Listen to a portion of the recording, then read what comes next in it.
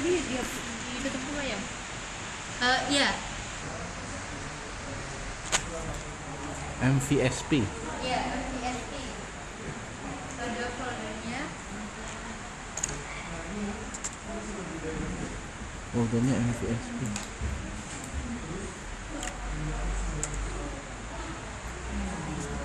Ini kita gunakan untuk menganalisis variasi genetik berdasarkan data molekuler yang sudah kita ambil ya. Jadi data kita itu kita dapatkan berupa foto. Nah, dari foto itu kita bisa lihat, mungkin bisa PowerPoint fotonya dulu. Diperlihatkan boleh? Gambar ini. Iya. Nah, pada di sini kita bisa lihat baik ISSR maupun RAPD itu sama saja, nanti hasilnya pita DNA-nya akan sangat banyak. Akan banyak sekali, tapi ada juga yang sedikit, bisa cuma 5, bisa cuma 4, bisa juga sampai 10, 12 gitu. Nah, pita-pita di sini kita kan ISSR dan RAPD itu pada dasarnya adalah melihat polimorfisme yang terjadi baik di intraspesies maupun interspesies. Nah, di sini jika pita itu munculnya, nah, jika misalkan di sini pitanya itu kan ada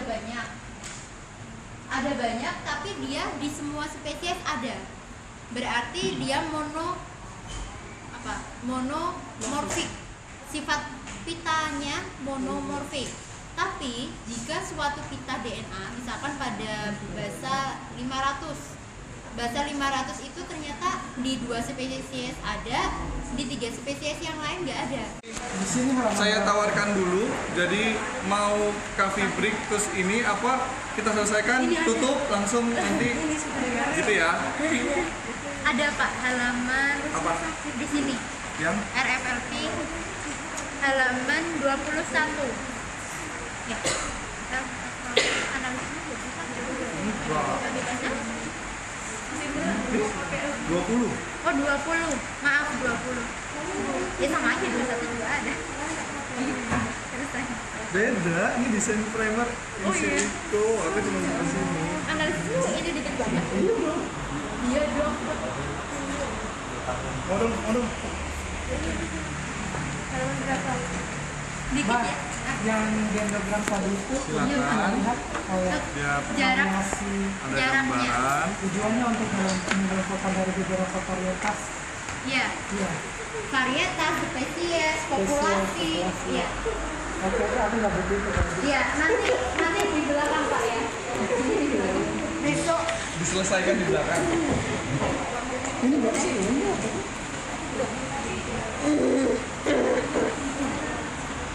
Nomornya mbaknya. Taruh ke sini lagi kayak tadi. Oh iya. Oke. Sisi yang terakhir, tadi yang pertama yang SCAR, terus tadi sama mbak kita yang ISSR dengan MVSP. Nah, kalau ini tidak usah pakai program-program, jadi sama seperti SCAR tadi. Kalau SCAR itu ada atau enggak, kalau RFLP terpotong atau enggak. Udah, analisisnya seperti itu. Selesai dong. Ya apa tadi? Jadi kalau Selesai wes.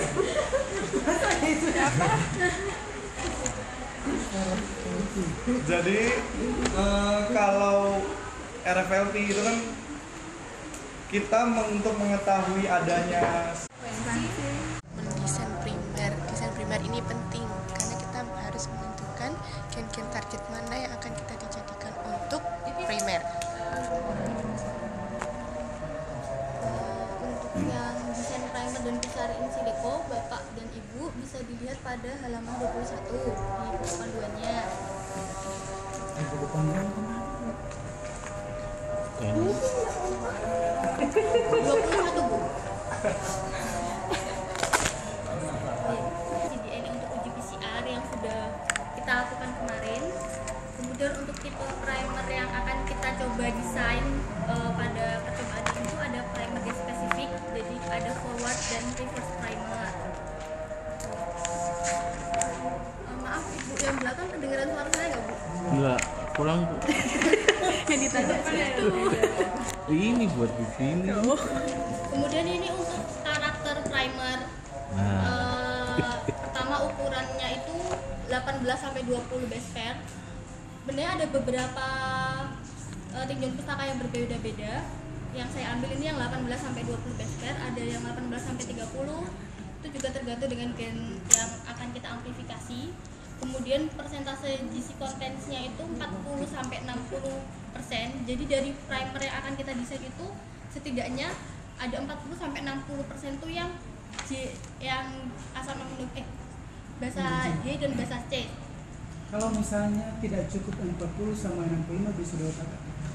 Nanti kita coba geser-geser primer ke sequence di samping-sampingnya yang memenuhi syarat ini. Kemudian untuk melting temperaturnya itu 55 sampai 60 Celcius. Untuk primer forward dan reverse perbedaannya tidak lebih dari 2 Celcius, tapi di lab kita biasanya kurang dari 5 Celcius tidak apa-apa, bisa dicoba. Kemudian untuk 3N primer ini kan yang akan memulai penempelan dengan template itu setidaknya ada dari 5 bahasa yang terakhir itu ada full pasang primer buat Coba pakai kursor, teman. Kenapa? Itu yang kedua, pertama, kedua. Ya. 10, Pak. 10. Itu yang spesies pertama. Yang spesies pertama. Yang kedua itu spesies kedua. Oh. Coba lihat jarak. Nah, tapi kan itu kan udah alignment ya. Spesies kedua. Artinya kan yang sama kan begitu yang bisa dipakai bareng. Yang forward, yang kedua mana? ini kan untuk forward, ini reverse ini 10 pasang ini dari Satu sampai basis yang pertama. Terus nanti kita ke bawah lagi, nanti ada 10 pasang lagi itu untuk yang kedua. Ya, ngerti. Oh, jadi fungsinya enggak. Kemudian terus ini kan untuk hasil primer dari masing-masing sequence. Kemudian ini untuk rekomendasi untuk multiplex PCR-nya. Multiplex PCR compatible Untuk apa tadi? Multiplex PCR. Untuk apa? Pasangan PCR yang direkomendasikan oleh program ini. Ini Program. ini satu software dari ini. Berarti bedanya multiplex sama yang primer design? Kalau primer design ini hasil satu-satu, hasil masing-masing. Kalau yang semuanya ini untuk semuanya. Mbak, yang di atas, Untuk yang sekaligus. primer ID itu, Untuk semua spesies. berarti ada berapa banyak itu? Berarti 7 spesies itu pakai itu. Iya. Itu yang multiplex. Bisa dipakai ini Coba semua kita hitung sama-sama. banyak. Nah, sebelumnya kita coba Yang di multiplex tadi. Tapi di multiplex PCR-nya juga di depannya ada tulisannya M1 itu kan berarti menunjukkan untuk masing-masing spesies. Iya, spesies. Makanya selanjutnya dari satu ini nanti kita evaluasi, kita pilih kandidatnya. Ini pilihan-pilihan dari softwarenya. Jadi softwarenya ini bisa dari sini untuk melihat kan untuk yang di sini, ini kan primer yang dihasilkan. Rekomendasinya itu bisa di bawah terus. Nah, ini ada. Mana, Mbak? Primer ID itu ya. Tandanya apa? Ciri-cirinya. Ini forward, ini ada langsung dipasangkan di gitu satu. ya? Iya, langsung dapat. Ini forwardnya yang ini. Oh, itu reverse. Itu satu F forward, berarti R. Mana yang terbaik dari Satu pasang. Nah, ini untuk Primer ID. tidak menentukan yang terbaik. Jadi dari kita dari 10 Quality ini, itu bisa kalau dilihat. Mbak, ternyata banyak sekali ya, banyak pasangannya. ya. Sampai ke bawah tuh ada lagi. Jadi dari satu sequence ini dia memberikan 10 rekomendasi, 10 bahasa rekomendasi primer. Terus kita milihnya Oh, 10 Quality, bahasa. high quality. Dilihat dari itu 56%. Berapa banyak? Mbak, mana 10? Bawah, Bu, ke bawah. Ini kan satu pasang, Bu. Ibu belum ke bawah lagi. Itu dia paling bawah di atas ini. Di tengah-tengah, ke atas sini. Di samping ini, di samping. Terus paling tidak jurnal di Indonesia itu bisa, kalau di luar tergantung ya. tergantung nanti support dari hasilnya itu biasanya minta lebih dari lebih dari satu program untuk mensupport data, nggak bisa cuma satu. Itu kalau internasional. Kalau yang tempat kita bahkan yang terakreditasi itu biasanya satu itu aja bisa, misalnya mega saja itu bisa. Kalau yang di luar pasti minta supporting lagi, minta itu biar di COE, minta education, musik, tergantung kita mau ngapain gitu aja. Nah ini apa? Jadi saya jelasin dulu, saya ini dulu ya hasilnya. Nanti ya kita coba dulu ya.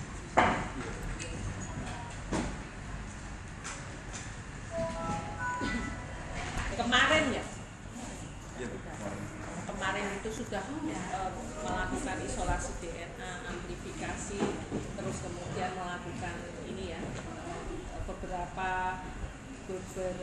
metode atau teknik molekuler, rapid, ISSR dan sekuen. Nah, yang sekuen yang ini ya, yang dua ini, yang sekuen ini. Kenapa kok saya bisa langsung gini? Karena dia kalau bandnya banyak gini tuh pasti yang DNA fingerprint itu yang entah itu kalau seperti ini bisa ya ISSR atau rapid gitu ya. Terus kalau yang ini untuk RFA kita ya? Nah, ini. Ini pakai apa?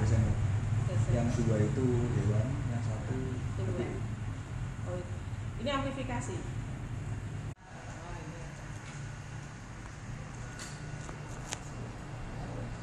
Jadi bisa kita pelajari manual. Saya dulu belajarnya juga sistem nggak ada misalnya dosen pembimbing saya di sebelah saya. Ini klik kan? Tadi ada yang 600. Wiko. Itu yang tinggi itu.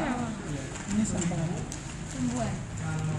Mbak tadi kalau 166 jadi 33,2 diapain jadinya? Dirubah satuannya. Kalau yang 166 satuannya? Dirubah satuannya. 166 satuannya apa? Bagaimana Pak? Yang 166 satuannya apa? Yang tadi pertama itu nanogram per mili. Oh, nanogram per mili. Iya.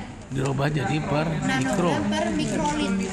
Mikrolit. Jadi dalam satu mikrolit, ya, dalam satu mikrolit itu jadi ada 90,6 nanogram. Kalau tadi itu dalam 1 mili ada 166 nanogram. Jadi kan dikalikan aja Pak sebenarnya, tinggal dikalikan gitu. Jadi perubahan satuan aja. Udah selesai ya? Aku mau Belum Pak. Kurang sabar Pak. Sabar. Iya. Nanti dirubah sendiri nanogram per mikrolit. karena ini mikrolit. Iya, karena kita kan untuk misalkan PCR itu kan kita pakainya satuannya mikrolit, biasanya cuma 2 mikrolit, 3 mikrolit. Nah kalau PCR itu biasanya kan butuhnya konsentrasi DNA-nya itu antara 50-75 nanogram per mikrolit. Antara 50-75 sampai 100 itu biasanya sudah banyak mikrolit. Iya. Mikrolit. Mikrolit. Yang mana? Punya Mas mili. Nanogram per mili. 600. Kalau mikro. Ya. Di atas 600 beras. Di atas 600. Ini tadi udah belum ya? Belum. Belum. Gimana Pak? Sampai 100. Sudah. Ini juga di atas 600. Mau bisa beda sana. Ini tadi nggak salah ngambil. Enggak tahu. Ya berarti Itu memang Mbak Iva. Mbak Iva. Berarti memang tinggi. Mbak Iva nomor berapa? Bisa. Fluoresis genom DNA apa? Ini yang besar ya? 40 ya? Iya, ini 30 sampai 40 kalau yang besar. Kan saya nggak ini lagi kan? Itu juga ya melakukan juga ya. Iya, nanti Nah, ini parafilm. Ini parafilm. Parafilm itu Parafilm ini fungsinya untuk lapisan pas kita mau nyampurin antara loading day sama si isolat DNA-nya.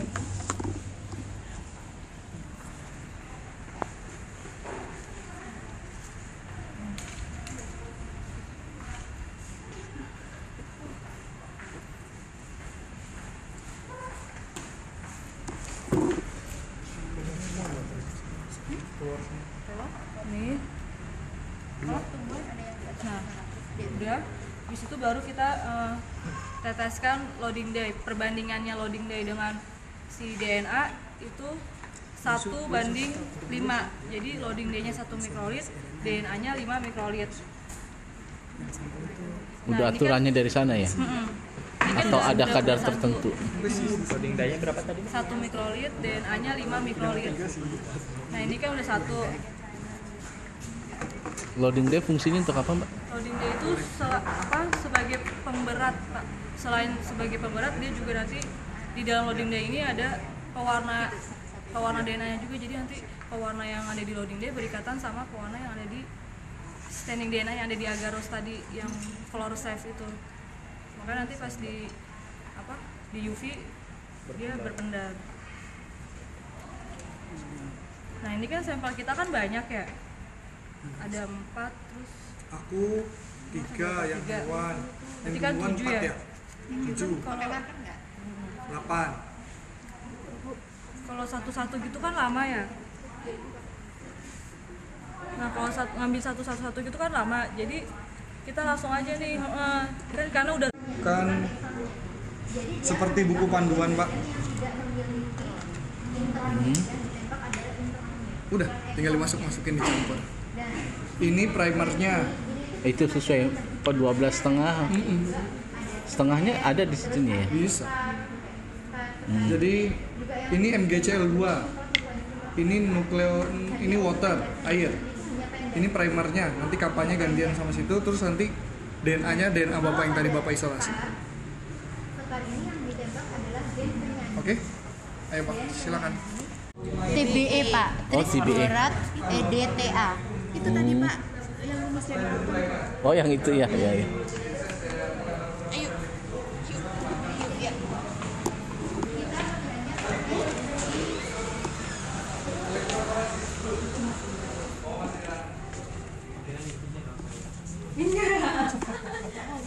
Misi Bu. Pak, iya Pak, monggo.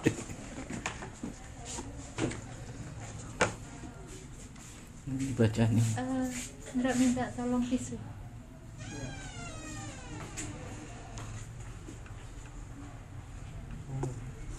Ini ya, John ya. Ya, usahakan jangan sampai ada gelembung. Nanti ya, di fotonya nggak bagus, terus nanti hasilnya kita juga kayak ini. Makasih Indra. Tadi berapa menit ya, Pak? Tak tambahin 20. Totalnya 20. Tadi berapa pertama? Nggak tahu siapa yang ngeset tadi. Pokoknya tak tambahin 10 tadi, soalnya masih di atas. Oke.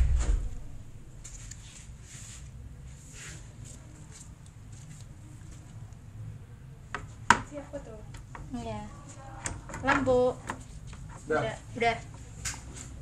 Mbak, dimatikan flashnya ya, Pak? Iya, Pak.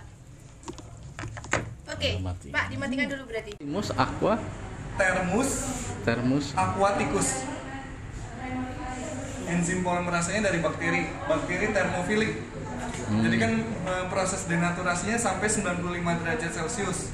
Jadi kita mengisolasi enzim yang tahan sampai suhu 95 derajat Celcius. Nah, Thermus aquaticus itu merupakan bakteri termofilik yang tahan pada suhu tinggi. Nah, DNTV-nya itu yaitu di di ATP, di TTP, di CTP, di GTP. Jadi sumber ininya loh Pak. Oh ya ya. Ya kan kita mau memperbanyak. Nah ini yang dirakit itu DNTP. Nah MgCl2 ini nanti dia pecah jadi ion Mg2+. Dia sebagai kofaktor dari enzim polimerase untuk berjalannya proses polimerase. TAK, DNTP, NGCL2. Hah? Enggak, yang di dalam PCR mix kayaknya ada komponen satu lagi, buffer.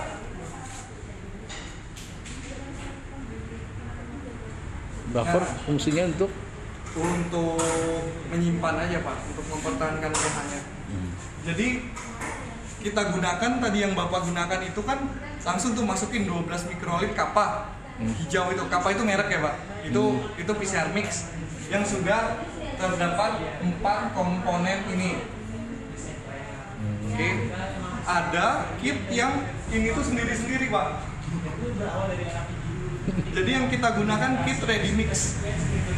Ada yang nggak ready.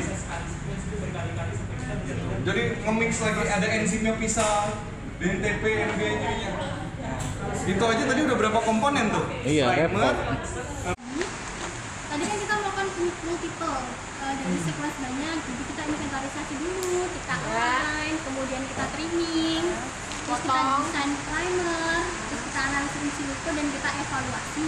Jadi kalau misal Bapak atau Ibu sudah ada gen spesifik cuma satu gen, jadi dari sequence itu langsung bisa dibentuk Pak ke fast PCR.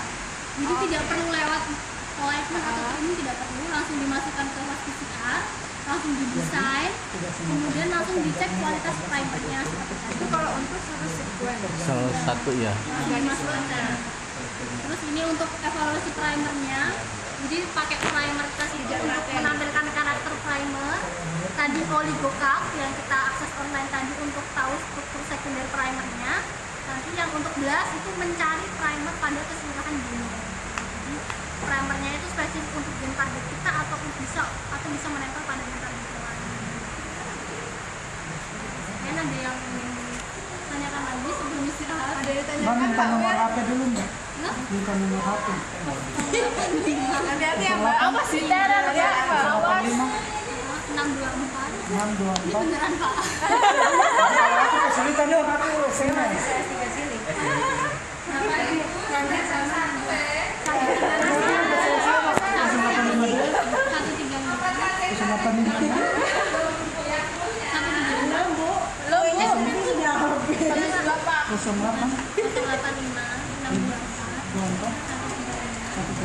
Ntar ini ya.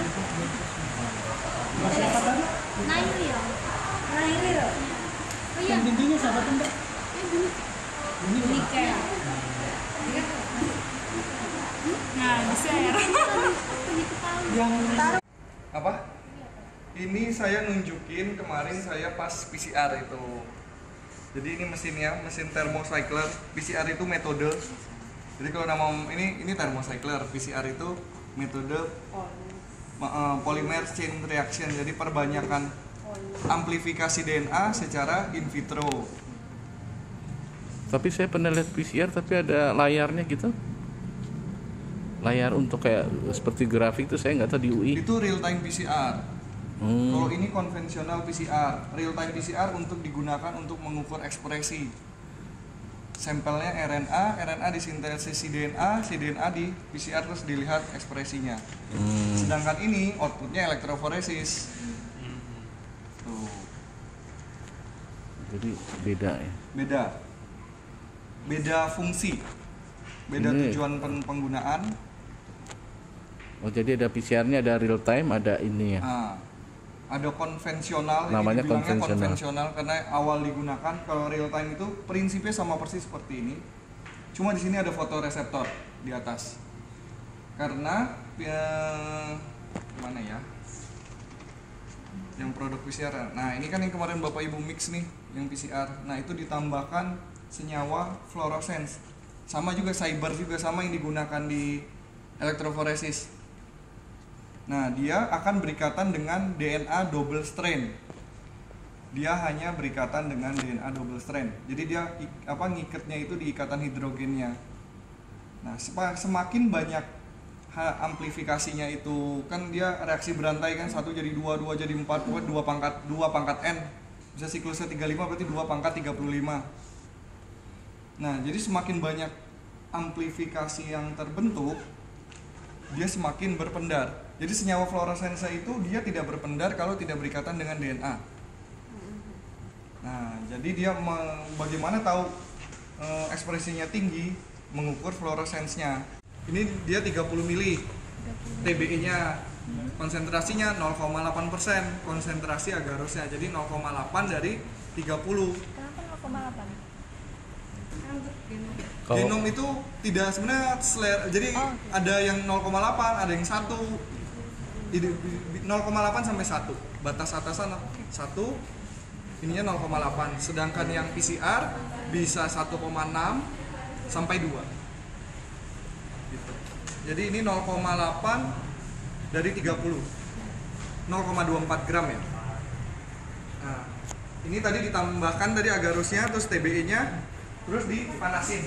Nah, ini kan dia sebenarnya sudah larut tapi sudah agak mendingin, jadi saya panasin lagi.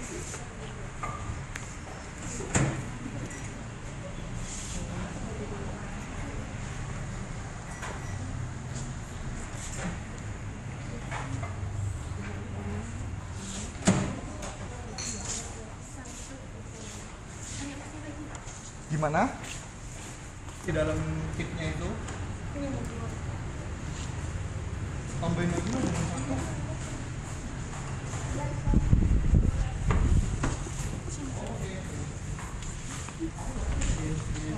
Ya. Si itu enggak, jangan yang sini. Ilham tadi yang habis pakai. Nah, itu. Tambahin 1 mikroliter. Nah, ini jadi senyawa cybernya itu ini. Nah, kita pakai merek First Base, namanya Fluorosafe kalau dari First Base.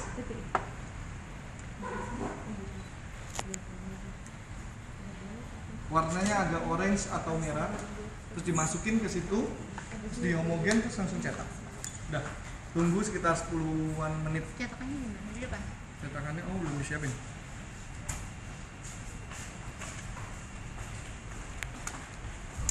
Itu juga gue. Bukan, ini punya Ilham. Sudah murah lah cyber itu, karena Ethidium bromide itu bagus, dia cetar dan murah. Nah, cyber itu bagus juga sih, tapi mahal, berkali-kali lipat dari Ethidium bromide. 1 milinya itu cyber itu kalau kita pakai, jadi cyber itu senyawanya mereknya banyak. Dari sini First Base itu namanya Fluorosafe, dari Invitrogen itu CyberSafe. Itu mereknya sama-sama, tapi senyawanya, nama senyawanya itu yang digunakan cyber. Seperti itu. Untuk penjelasan ininya sudah gimana Bapak Ibu? Kalau yang di situ positif yang mana, negatif yang mana? Nah, itu ketika nanti sudah di running, Pak. Jadi ini cara membuat gelnya, panduan membuat gel. Kita kapan sih pakai 1%, kapan sih 2%? 1% itu hasil isolasi, 2% untuk produk PCR, 1,8 sampai 2. Jadi tidak ada ini Pak, tapi jadi sebenarnya 1% itu ngikutin ini ya Bu. Jadi kenapa dapat 0,2, 1% dari 20 gitu. Ini juga 1% dari 40, 0,4 gram. Agarosnya